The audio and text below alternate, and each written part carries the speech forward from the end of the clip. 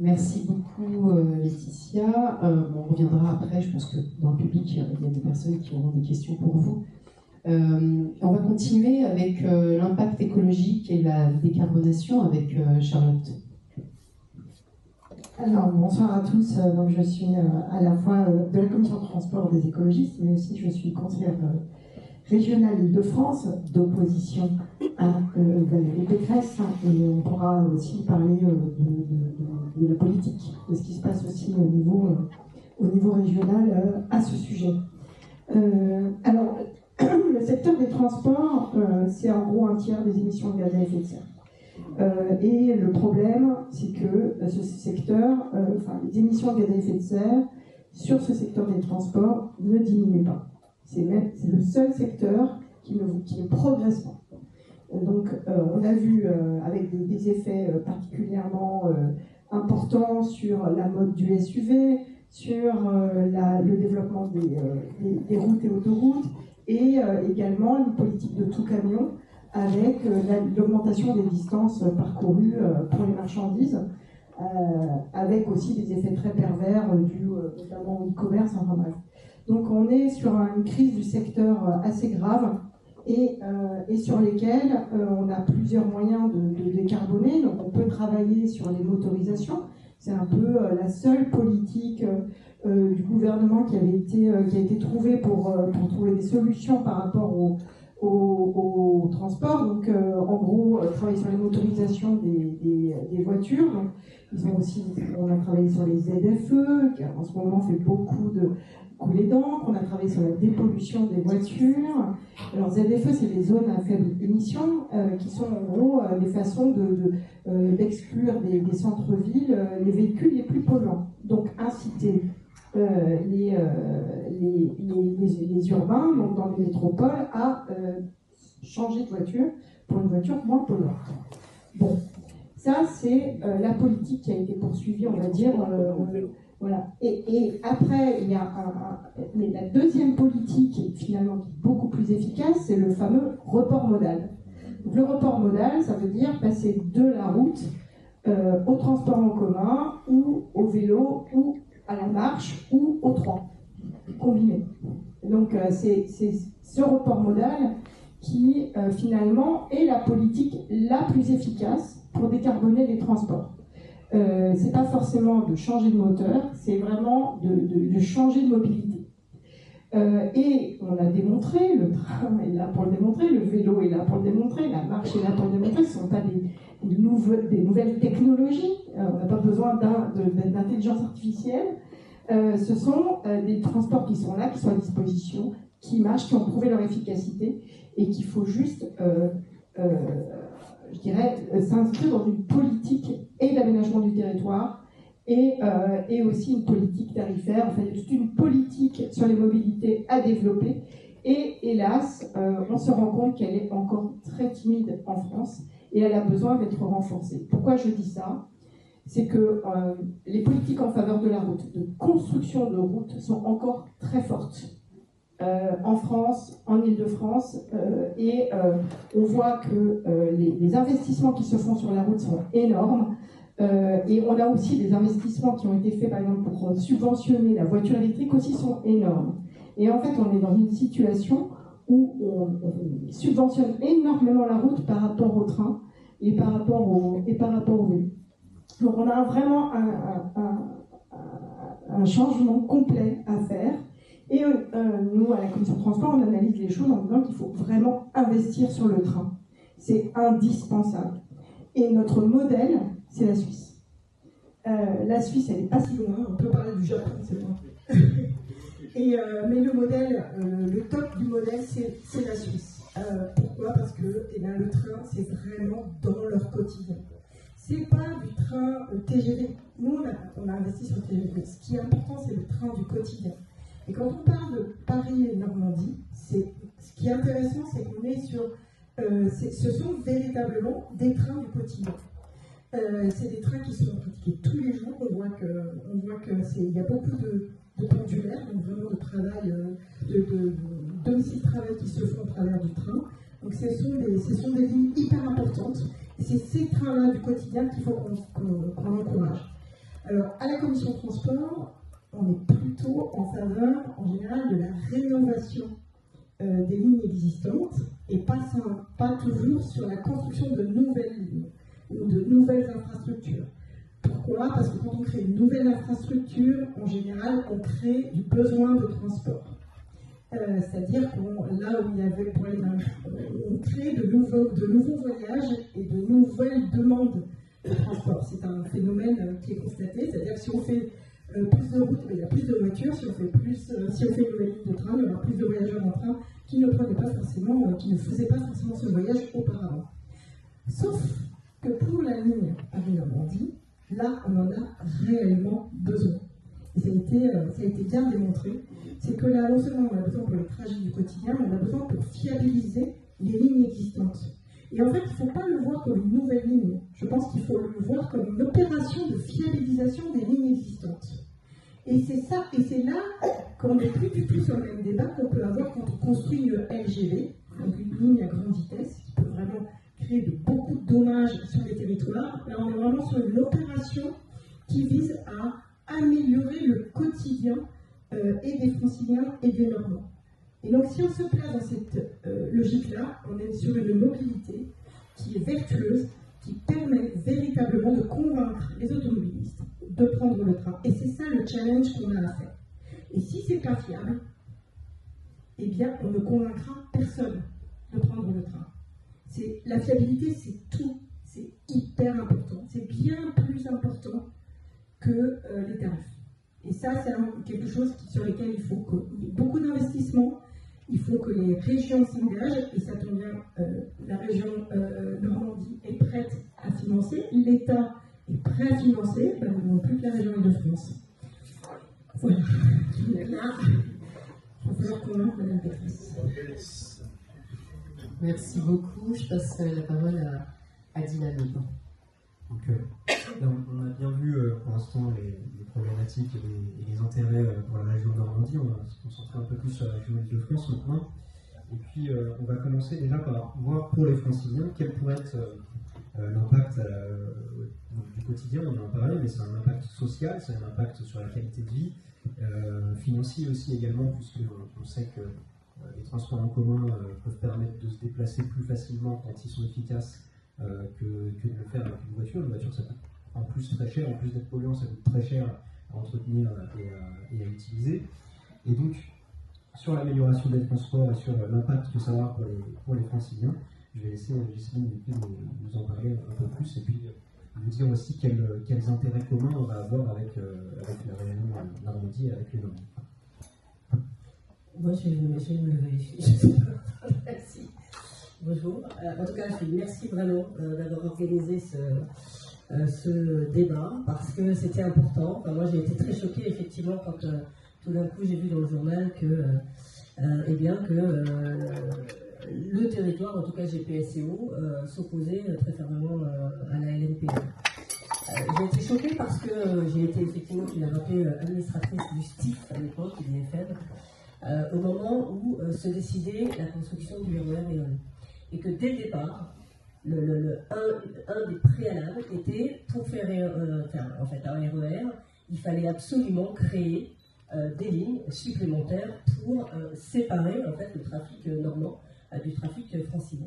Si on ne le faisait pas, en fait, on arriverait effectivement à un RER 6 trains par heure, avec peut-être 2 trains supplémentaires qui seraient passant par Mantes, hein, si on avait des arrêts des trains normands qui pourraient se faire, mais en fait on ne dépasserait pas les 8 trains heure, on serait à 6 trains heure, ce qui n'est pas un RER en fait. De l'autre côté, à l'Est, eux ils arrivent à 16 trains heure, c'est-à-dire qu'à l'Est ils ont vraiment un RER. Nous, en fait, c'est une amélioration, parce que Éole aujourd'hui c'est quand même combien de milliards déjà? C'est 5 milliards, hein 5 milliards, ce qui n'est pas rien, pour finalement avoir quasiment en heure de pointe une fréquence identique à ce que nous avons aujourd'hui avec la ligne J5, c'est-à-dire Paris-Mantes passant par Limoges. Et que si on n'arrive pas à dissocier en fait vraiment, parce qu'à un moment donné, il n'y a que 2 voies, c'est-à-dire que sur ces 2 voies, que ce soit entre Poissy-Orgeval et que ce soit entre les Mureaux, Mantes, jusqu'à Épaule, en fait, il n'y a que 2 voies. Et sur ces 2 voies passent le transport J5, donc francilien, le transport normand et le fret.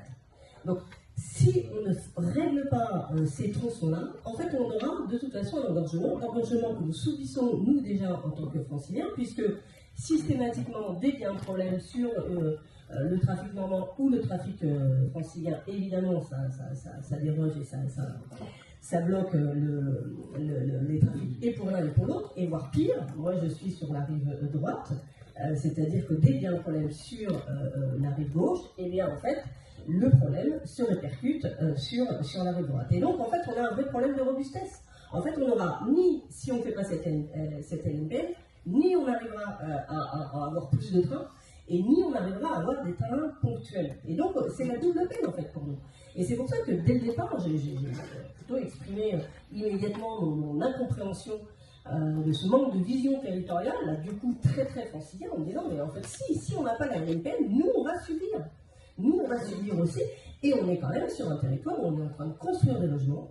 On arrive, en tout cas à échéances sur les objectifs qui sont fixés, c'est 450 000 habitants, alors que nous avons commencé GPSO avec 400 000, donc 50 000 personnes de plus, avec un trafic routier qui est en train d'exploser. Enfin, vous le savez, sur l'A13, on a quasiment dès jeudi soir les Parisiens, ou en tout cas un certain nombre de personnes qui prennent leur voiture pour aller passer leur week-end en Normandie. Donc en fait, c'est aussi l'intérêt de pouvoir faire du report modal et permettre et à la fois d'avoir la Normandie qui continue finalement à avoir son attractivité, ou en tout cas sa partie touristique, on n'arrivera pas à bloquer, hein, les personnes qui ont déjà des maisons. Et je tiens à dire que je n'ai pas de maison en Normandie, parce qu'on m'avait dit elle doit être normande, elle doit avoir une maison si elle défend la nouvelle ligne en Normandie, donc non, je n'ai pas de maison en Normandie.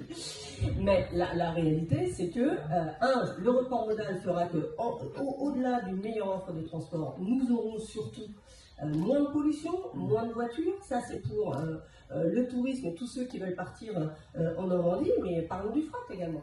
Le fret, aujourd'hui, on voit bien, nos territoires, nos villes, nos villages sont de plus en plus fréquentés et traversés par du camion. Si on ne développe pas le fret ferroviaire et si on ne développe pas par ailleurs le fret fluvial, hein, puisqu'on a nous cette chance-là aussi, hein, c'est qu'il y a 2 axes. S'il n'y a pas un plan fret général qui est développé, eh bien en fait on continuera nous effectivement à subir, et c'est le routier qui nous fait subir ça. Le transfert de marchandises entre Paris, Rouen-Le Havre et puis Paris, et nous sommes effectivement au milieu. Donc là où nous subissons, c'est plus sur le trafic de marchandises et le trafic routier que sur le trafic ferré. Et peut-être un dernier mot pour ne pas être trop longue, moi ce qui m'apporte, outre la question d'avoir une meilleure offre ferroviaire, outre la question d'avoir moins de voitures, sur nos routes, c'est de se dire quand même, on sait qu'on arrive dans une période, et on le voit au travers du dérèglement climatique, avec un effondrement, peut-être, en tout cas, une complexité géopolitique qui fait que demain, on va après-demain être confronté vraiment à un modèle économique qui va totalement se transformer. Et si on ne travaille pas en coopération, et si on continue à être dans la compétition, en fait, on n'y arrivera pas. Et que notre territoire puisse s'opposer tel quel aux Normands en disant, les Normands, on s'en fout un petit peu, et ce qu'il faut, c'est que nous, on arrive à pouvoir ne pas avoir à subir les pollutions. Moi, ça m'a vraiment, j'ai trouvé que c'était pas à la hauteur, en fait, de notre territoire.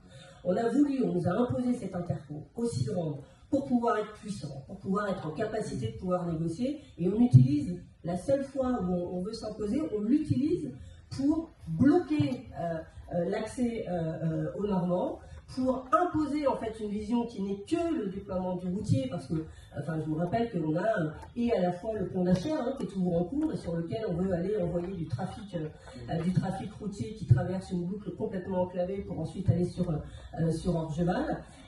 On a en fait finalement sur ce territoire pas une vraie vision de l'aménagement du territoire, et c'est ce que je déplore. Donc je suis vraiment très heureuse de cette première réunion publique qui nous permet de pouvoir expliciter pourquoi nous défendons, nous écologistes, parce que autant vous dire en disant, mais vous les écologistes, vous voulez bétumer les terres agricoles, vous allez nous mettre un train, etc. Mais en fait, le pire, c'est pas ça. Hein. On est en train de bitumer en faisant de la construction, en faisant du routier, mais la réalité, c'est que ça, le développement ferroviaire nous permettra, nous, à gagner réellement en qualité de vie. C'est vraiment ça qu'il faut pouvoir se dire, se tenir tous ensemble. Et je fais peut-être une petite notion, parce qu'il y a des gens qui sont ici. On parle beaucoup du tronçon Paris-Mantes, mais on n'a pas du tout parlé également de Saint-Germain-Boucle-de-Seine, qui est aussi impacté, hein, puisqu'il y a une sortie qui est sur Montesson. Et donc nous avons ici des camarades qui viennent aussi défendre, alors que ça va aussi avoir un impact sur leur territoire, de pouvoir défendre le fait que oui, il nous faut la nouvelle ligne Paris-Normandie. Moi, je partage tout à fait. C'est pas une nouvelle ligne, c'est le nom qui lui avait été donné. La réalité, c'est une amélioration du réseau existant, et c'est pour ça que, voilà, je compte sur vous pour convaincre les personnes, ne pas se laisser avoir par vraiment des tracts et des pétitions qui sont vraiment mensongers et qui en fait, nous enferment dans un mode de pensée très individualiste, alors même que, pour nous, la LNPN, c'est une vraie solution de transport. Merci, Justine.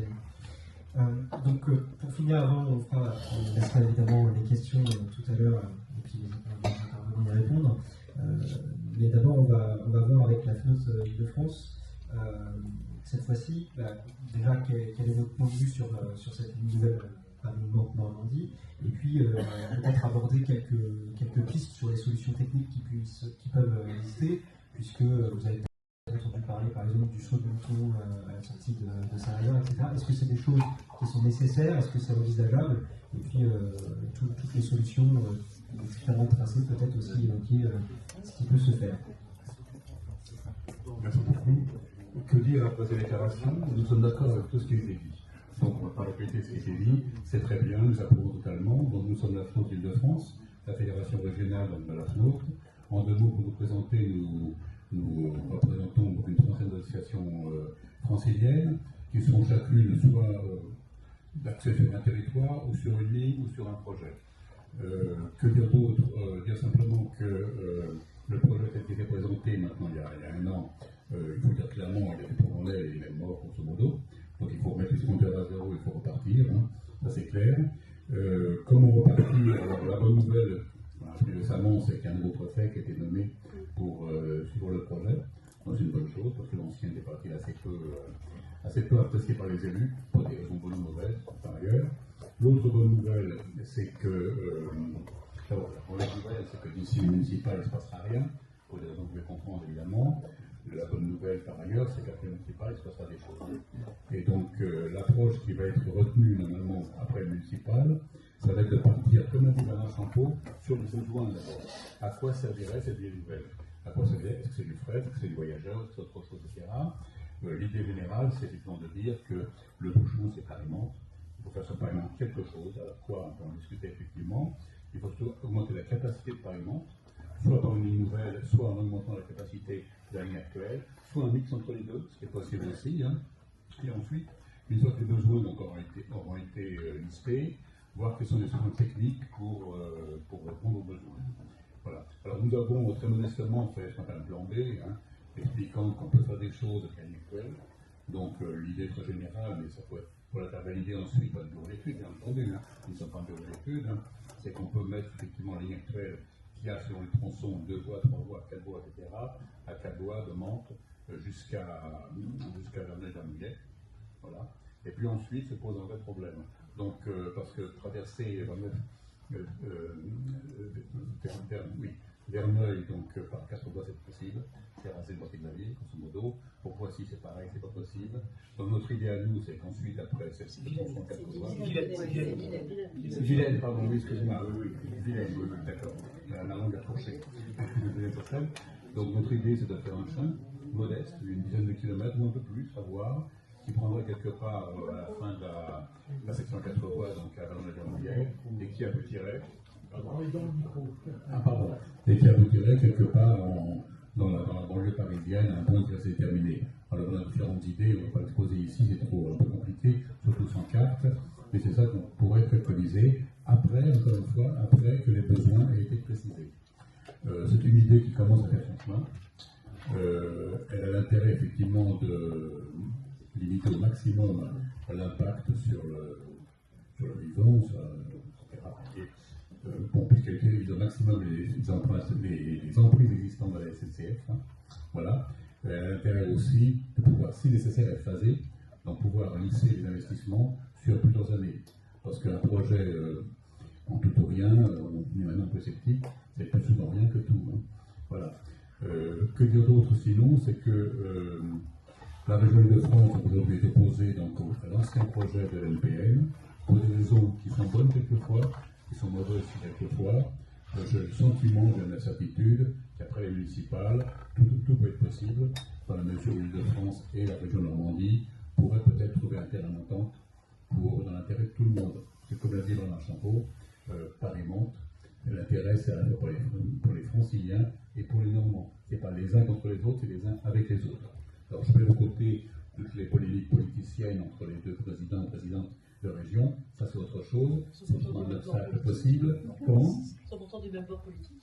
Oui, on ne pourrait pas dans cette polémique-là, voilà. Mais par contre, je pense que l'intérêt général peut être compris par l'un comme par l'autre, et nous ferons le maximum pour aller dans ce sens-là. Alors nous avons la chance en Île-de-France d'avoir un petit levier d'influence. Il existe donc au conseil d'administration et des fonds mobilité un administrateur qui représente les associations d'usagers, ce qui est un cas unique en France, mais pas assez de voix en l'occurrence. Hein. Voilà. Donc on peut faire passer des messages auprès des élus, des autres élus, hein, et puis auprès des présidents, effectivement, plus facilement en Île-de-France que partout ailleurs.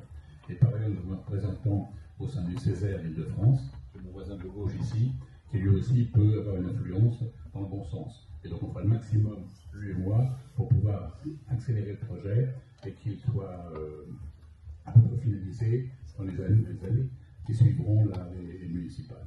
On est là aujourd'hui. Voilà ce qu'on peut dire. N'hésitez pas à poser des questions, nous sommes à votre disposition. Peut-être préciser ce que c'est un petit peu le Césaire, quel est le rôle de la flotte au sein du. Merci beaucoup. Là, écoutez, à l'heure où je vous parle, je suis un petit peu de au mur, puisque le projet de certification des entreprises est en débat actuellement à l'Assemblée nationale et va passer certainement après au Sénat, et à des articles prévoient la suppression des Césaires et du CESE. Voilà. Voilà.